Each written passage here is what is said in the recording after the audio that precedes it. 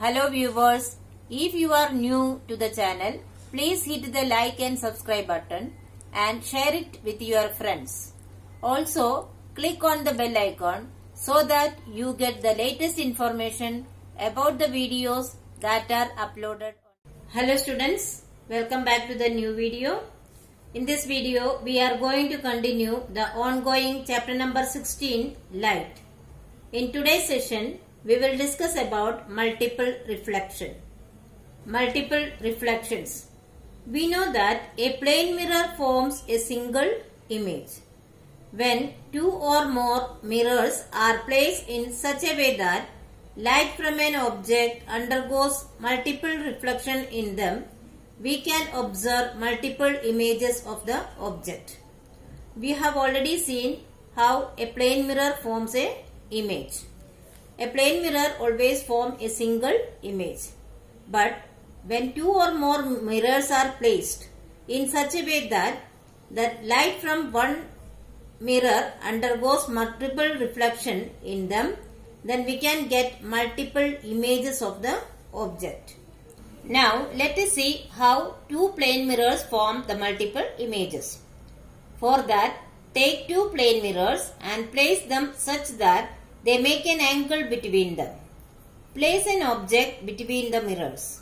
You can see several images in both the mirrors. This is because the image formed by one mirror acts as the object for the second mirror.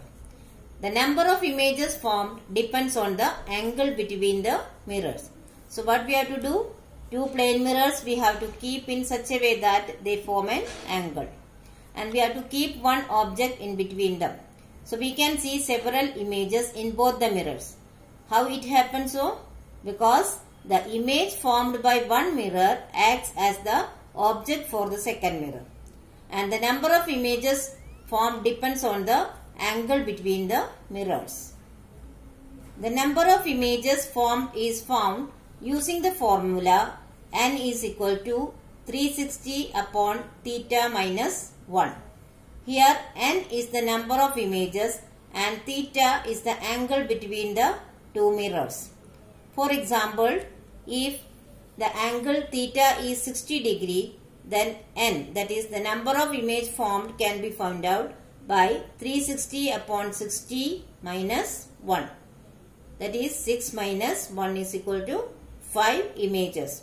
So the number of images formed can be determined using the formula n is equal to 360 upon theta minus 1. When two mirrors are placed facing each other such that they are parallel to each other and an object is placed between the two, then the number of images formed are infinite. That is, when two mirrors are parallel to each other, then infinite number of images are formed. The phenomenon of multiple reflections of light is commonly seen when you visit a hair cutting salon and in the trial rooms of a clothes showroom.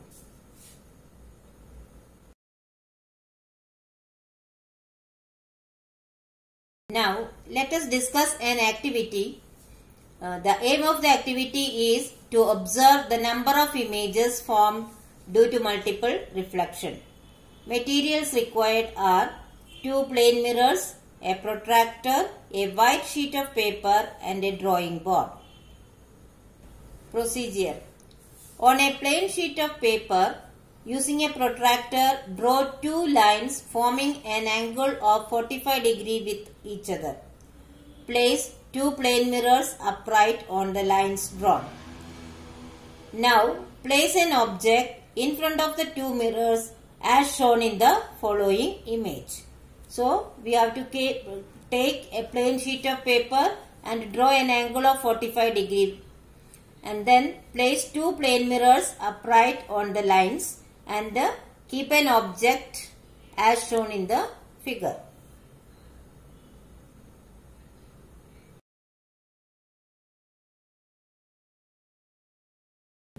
Now count the number of images formed and note it down in the given table.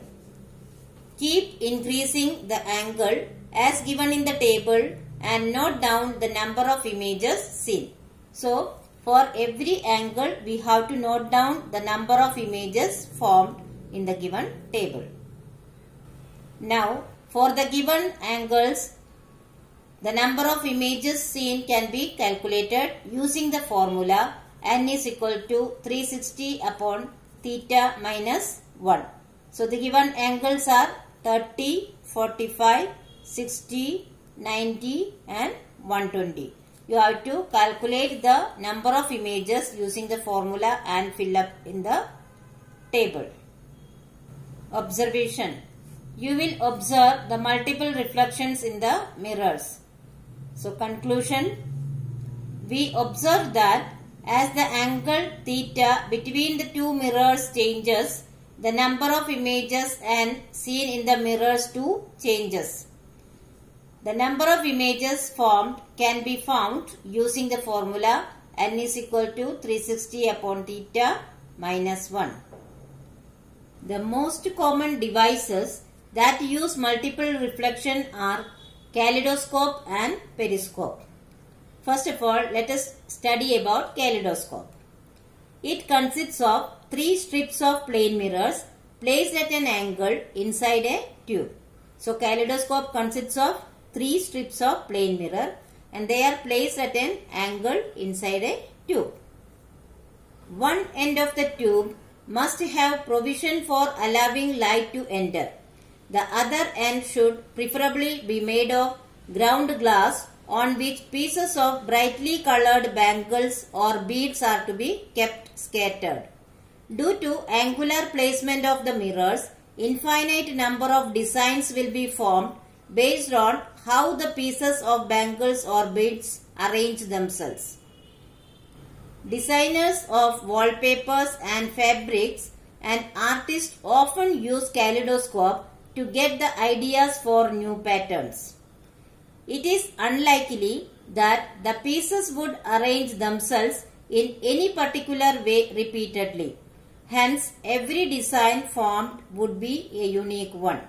So, this is the reason every time we observe through a kaleidoscope, we can see different designs.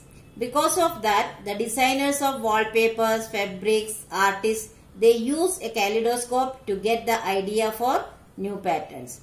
What is the reason? Every time these pieces, that is the pieces of bangles or beads that may not arrange in the same way. Therefore, every time the design formed would be a unique one.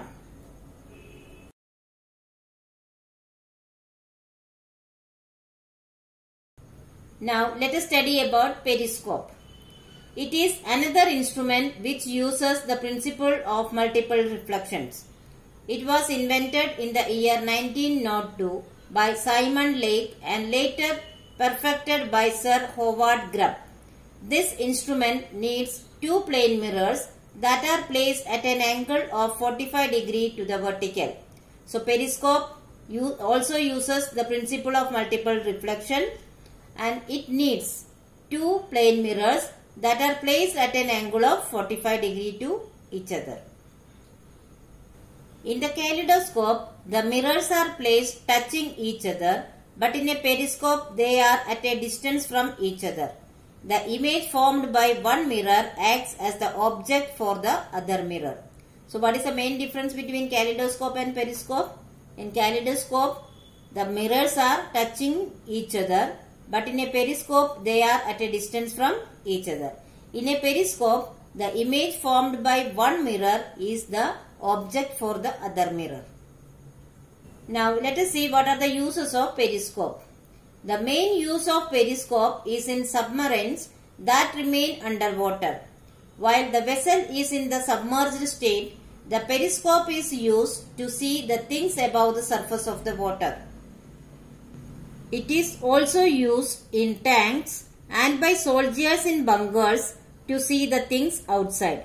So, these are the 2 main uses of periscope.